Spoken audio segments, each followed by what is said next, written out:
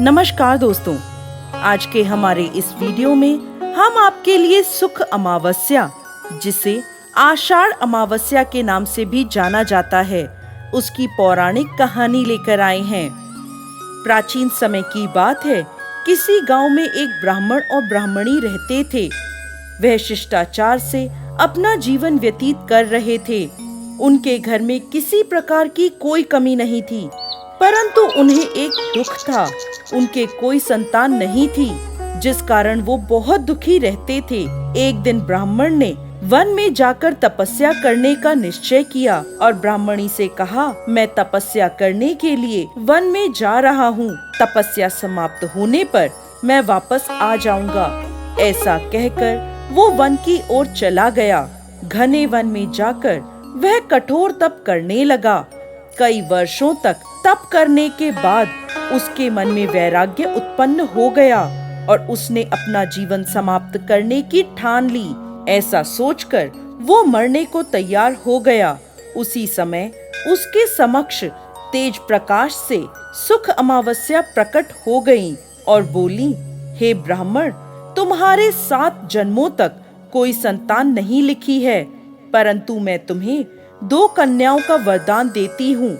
यह सुनकर ब्राह्मण उनके आगे हाथ जोड़कर खड़ा हो गया और उसके आंखों से अश्रुधारा बहने लगी। सुख अमावस्या आगे बोली, दोनों कन्याओं में से एक का नाम तुम अमावस्या रखना और दूसरी का नाम पूनम, और अपनी पत्नी से कहना कि हर अमावस्या का व्रत करे और 1 कटोरी चावल भरकर दान करे। 1 साल तक तुम ऐसा हर अमावस्या पर करना। ऐसा कहकर देवी सुख अमावस्या अंतर्ध्यान हो गई। सुख अमावस्या की बात सुनकर ब्राह्मण वापस अपने घर आ गया और अपनी पत्नी को उसने सारी बात बता दी।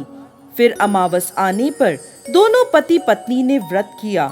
कुछ समय बाद उनके घर में 2 कन्याएं उत्पन्न हुई।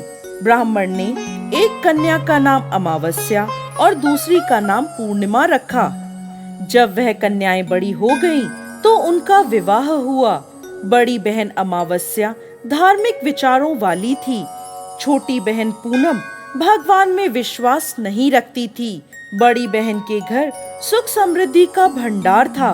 उसे संतान रत्न भी प्राप्त था, परंतु छोटी बहन पूनम के घर दुख और दरिद्रता का कोई अंत नहीं था। उसे कोई संतान भी नहीं थी। जब बड़ी बहन को छोटी बहन की दरिद्रता का पता चला, तो वह अपनी बहन के घर गई और उससे कहने लगी, पूनम, तुम सुख अमावस्या का व्रत करो और पूजा कर उपवास करो।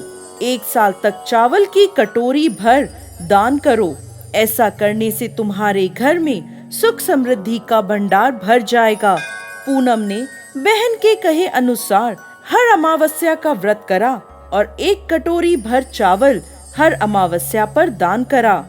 देखते ही देखते पूनम के घर भी धन धान्य और सुख समृद्धि के भंडार लग गए। इस प्रकार जो भी व्यक्ति सुख अमावस्या का व्रत विधि पूर्वक करता है और अन्न दान करता है, उसके घर में सुख समृद्धि के भंडार लगे रहते हैं।